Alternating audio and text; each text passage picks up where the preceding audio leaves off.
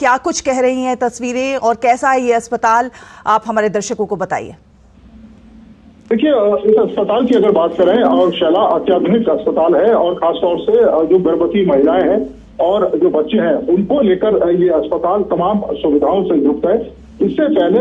कोई एक्सक्लूसिव इस तरह का अस्पताल भूटान के अंदर नहीं था, खासतौर से सिक्कों में, और बड़ी संख्या में जो महिलाएं और बच्चे होते थे उनको दिक्कतों का सामना करना पड़ता था। जब कोई गंभीर बीमारी होती थी उसके लिए उन्हें या तो कोलकाता जाना पड़ता था या फिर भारत के किसी दूसरे हिस्से, गुवाहाटी वगैरह में, गैंगटॉक में अपना इलाज कराने के लिए जाना पड़ता था। तो इस तरह की जो अत्याधुनिक सुविधाएं वो थिम्पू में मौजूद नहीं थी, और अगर मौजूद भी थी तो काफी कम मात्रा में थी, जिसके कारण लोगों को परेशानी होती थी। और यही कारण है कि भारत सरकार ने जो भूटान के लोग हैं उनकी परेशानियों को समझा और ये अत्याधुनिक महिला और जो बाल अस्पताल है वो प्रधानमंत्री नरेंद्र मोदी ने इसका उद्घाटन किया है। और भारत के सहयोग से ये अस्पताल बना है जिसमें बेड भी काफी मात्रा में है, इसके अलावा ओटी भी है और ऑपरेशन थिएटर भी है। तमाम तरह की जो सुविधाएं हैं, एक्सरे से लेकर जो MRI टेस्ट तक की वो सुविधाएं यहाँ पर मौजूद है। और ये अस्पताल बताता है कि भारत किस तरीके से भूटान के हर क्षेत्र में जो सहयोग है वो लगातार कर रहा है। अगर आप देखें तो आर्थिक सहयोग की अगर हम बात करें, इसके अलावा हेल्थ सेक्टर की बात करें, एजुकेशन सेक्टर की बात करें, भारत लगातार कोशिश करता है कि भूटान उनको ज्यादा से ज्यादा जो बेहतर सुविधा है वो मिल सके, और जो हेल्थ सेक्टर है, चिकित्सा सुविधाओं की जो जरूरत है भूटान के लोगों की है उसको भारत पूरा कर सके। और ये अस्पताल बताता है कि आने वाले समय में भूटान के खासतौर से हेल्थ सेक्टर में एक मील का पत्थर साबित होगा। और ये सिर्फ सिलसिला यहीं पर नहीं है, आपने देखा भी है कि प्रधानमंत्री ने इस बात का जिक्र किया है कि आने वाले 5 साल में 10,000 करोड़ की जो सहायता है वो भारत करेगा भूटान को। और भूटान के आधारभूत संरचना की बात करें, चाहे मैनेजमेंट की बात करें, IT सेक्टर की बात करें, स्पेस सेक्टर की बात करें, तमाम जो सुविधाएं हैं और तमाम जो योजनाएं धीरे धीरे कर भारत पूरी करेगा ताकि जो भूटान है वो भी दूसरे देशों की तरह तरक्की कर सके, भूटान भी उच्च आय वाला देश बन सके। ये भारत की कोशिश है और ये सहयोग लगातार जारी है, दशकों से जारी है। और आने वाले समय में जो 2 दिवसीय यात्रा प्रधानमंत्री की आज पूरी होने जा रही है, मील का पत्थर साबित होगा भारत और भूटान की दिशा में। आपने देखा भी था कि भूटान के प्रधानमंत्री ने बड़े भाई करके प्रधानमंत्री का स्वागत किया, और जैसे ही प्रधानमंत्री यहाँ पर पहुंचे उनको गले लगाया, और पारो से लेकर थिम्पू तक लाखों की संख्या में जो भूटान के लोग थे वो सड़कों पर प्रधानमंत्री का दीदार करने के लिए बैठे हुए थे और उनका जो इंतजार है वो कर रहे थे। उस समय प्रधानमंत्री इनमें से उनका काफिला गुजरा, प्रधानमंत्री ने अपने काफिले को रोका भी और जो लोग हैं उनसे बातचीत भी करी और उनके साथ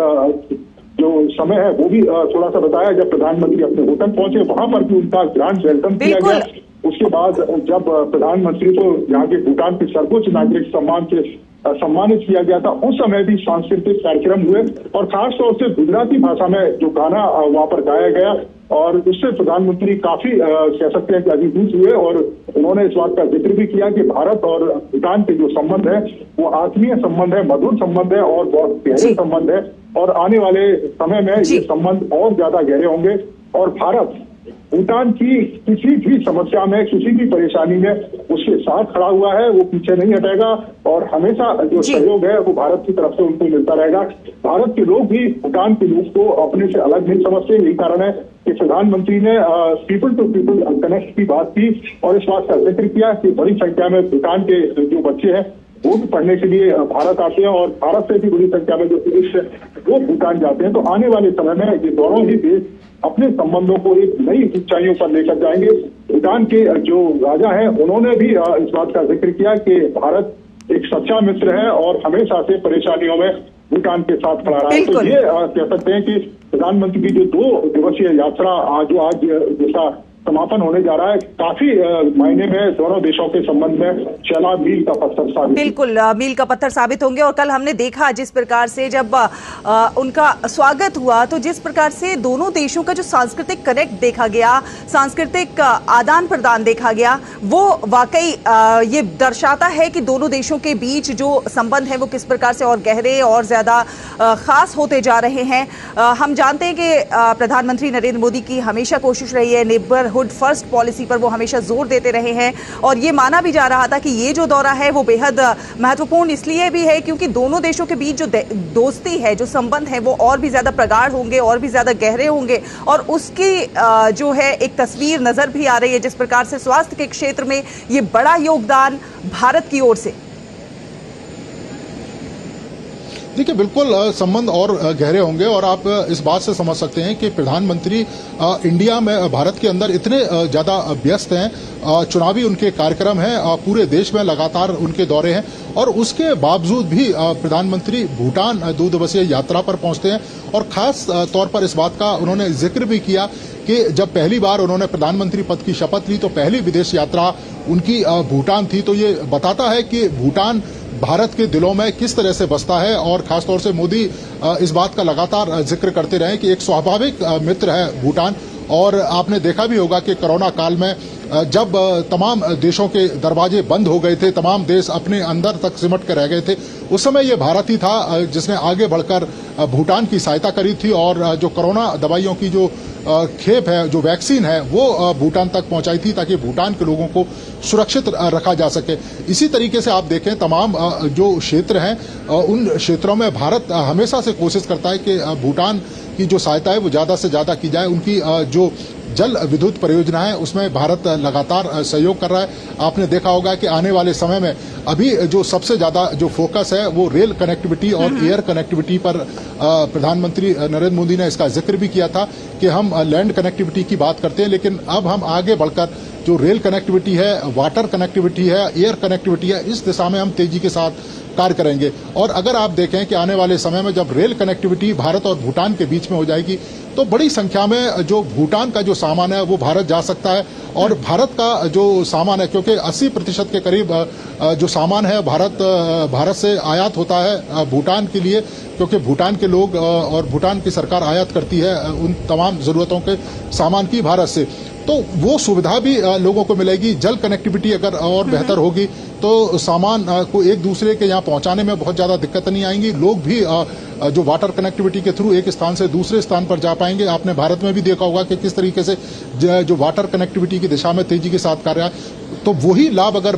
भूटान के लोगों को भी मिलेगा तो उसकी जो आर्थिक स्थिति है वो भी सुदृढ़ होगी। और इसके अलावा आप अगर देखें पर्यटन के क्षेत्र में भी भूटान में अपार संभावनाएं, अगर उस दिशा में भी आने वाले समय में कार्य किया जाएगा तो उसका लाभ भी भूटान के लोगों को मिलेगा। तो ये एक लंबी कह सकते हैं कि सोच के तहत प्रधानमंत्री ने इस बात का जिक्र किया था कि आने वाले 5 साल में 10 लाख करोड़ का जो 10,000 करोड़ का जो सहायता है वो भूटान के लोगों को जो मोदी सरकार है वो देगी ताकि यहाँ के आधारभूत ढांचे का विकास हो सके और यहाँ के जो लोग हैं उनकी भी बेहतरी के लिए तमाम योजनाएं यहाँ पर लागू किया जा सके। नीरज, ये तो बात हुई कनेक्टिविटी की, चाहे वो रेल कनेक्टिविटी हो, जल कनेक्टिविटी हो, तमाम तरह से कनेक्टिविटी जो है वो विकास को रफ्तार देती ही है। साथ ही साथ ऊर्जा, व्यापार, डिजिटल संपर्क, अंतरिक्ष, इन तमाम क्षेत्रों में समझौता ज्ञापनों का आदान प्रदान हुआ है। ये भी तमाम जो समझौता ज्ञापन है ये महत्वपूर्ण है विकास के लिहाज से देखा जाए तो। देखिए, बिल्कुल महत्वपूर्ण है। आप देखें कि अंतरिक्ष के क्षेत्र में भारत एक नई ऊंचाइयों पर पहुंचा है। चंद्रयान मिशन की सफलता ये बताती है कि अब भारत दुनिया के गिने चुने देशों में शामिल है जो अंतरिक्ष में चंद्रमा तक पहुंचे हैं और अंतरिक्ष में तमाम अपने सफल अभियान चला रहे हैं। और दूसरा, इसरो की अगर बात करें तो भूटान के तमाम जो वैज्ञानिक हैं वो इसरो में भी अपना योगदान दे रहे हैं। और इसके अलावा इसरो के द्वारा जो सैटेलाइट छोड़े जा रहे हैं भूटान के लिए, वो भूटान के दूर दराज के गांवों में, चाहे शिक्षा की बात करें, मौसम की खबरों की बात करें, उस तरह का जो सहयोग है वो भूटान के लोगों के लिए भारत सरकार की तरफ से लगातार मिल रहा है। और उसके जो सैटेलाइट है वो इस दिशा में तेजी के साथ कार्य कर रहे हैं। भूटान के दूर दराज के इलाकों में, चाहे अगर हम एजुकेशन की बात करें, स्मार्ट सिटी, स्मार्ट क्लासेस की बात करें, इंटरनेट कनेक्टिविटी की बात करें, तो इस दिशा में भी तेजी के साथ जो कार्य है वो हो रहा है और उसका जो लाभ है भूटान के जो बच्चे हैं और भूटान के जो युवा हैं उनको मिल रहा है। अब प्रधानमंत्री का इस बात का जिक्र था कि यहाँ पर आधारभूत ढांचे को इस तरीके से डेवलप किया जाए, यहाँ पर उद्योग धंधों को इस तरीके से लगाया जाए, आईटी सेक्टर में इस तेजी के साथ काम किया जाए ताकि जो भूटान के युवा हैं उनको भूटान में ही जॉब मिल सके और भूटान के अंदर रहकर वो अपना विकास कर सकें और देश की आर्थिक तरक्की में अपना योगदान दे सकें। इस तरह की जो योजनाएं हैं वो दोनों देश इस पर सहमत हुए हैं और आने वाले समय में भूटान की आर्थिक तरक्की का जो रास्ता है वो कह सकते हैं कि ये 7 जो समझौते हुए हैं भारत के साथ वो खुलेंगे और युवाओं को और भूटान के लोगों को इसका बड़ा लाभ भी मिलने जा रहा है। और नीरज, हम जानते हैं कि भारत कृषि प्रधान देश है और कृषि के क्षेत्र में जिस तरह से नए नए कीर्तिमान, जिस तरह से कृषि के क्षेत्र में नई नई तकनीकों का भी ईजाद करके कृषि को और ज्यादा आगे बढ़ावा देने पे, आय दोगुनी करने पर भी फोकस है। कृषि के क्षेत्र में जो समझौता है वो कितना महत्वपूर्ण होगा? देखिए, महत्वपूर्ण है और आप देखें कि अत्याधुनिक कृषि के जो साधन हैं वो भारत के पास मौजूद हैं। हम लगातार अपनी कृषि को उन्नत कर रहे हैं और अगर हमारी कृषि उन्नत हो रही है और जिस तरीके से प्रधानमंत्री की जो योजना है कि पड़ोसी प्रथम, और उस योजना का लाभ अगर भूटान के लोगों को मिलेगा तो निश्चित तौर पर भूटान के जो लोग खासतौर से जो कृषि से जुड़े हुए हैं उनको उसका आर्थिक लाभ भी होगा। आप देखें कि भूटान एक ऐसा देश है जहां पर पूरे देश के अंदर यूरिया का प्रयोग नहीं किया जाता। इसके साथ साथ ही यहाँ पर जो ऑक्सीजन लेवल है वो 100% है। यहाँ पर जो खेती के जितने भी जो सामान होते हैं वो आप कह सकते हैं कि 100% प्योर सामान होते हैं और उस पर किसी तरह की जो मिलावट नहीं होती। भूटान का जो शहद है वो काफी बड़ी मात्रा में फेमस है। दूर दराज के जो लोग हैं जो भूटान आते हैं वो यहाँ के शहद को ले जाना जरूर पसंद करते हैं। अगर यहाँ की हम कृषि की बात करें तो यहाँ पर जो हल्दी है वो काफी मात्रा में होती है और वो हल्दी काफी अच्छी भी मानी जाती है। तो इस तरह के तमाम जो प्रोडक्ट हैं अगर उनमें अत्याधुनिक तकनीक का प्रयोग किया जाएगा तो कम लागत में ज्यादा से ज्यादा उत्पादन है वो हो सकता है। इसके अलावा और अगर कनेक्टिविटी बढ़ेगी तो उस उत्पादन को दूसरे देशों में पहुंचाने में आसानी होगी। तो यहाँ के जो किसान हैं और खासतौर से एग्रीकल्चर क्षेत्र से जो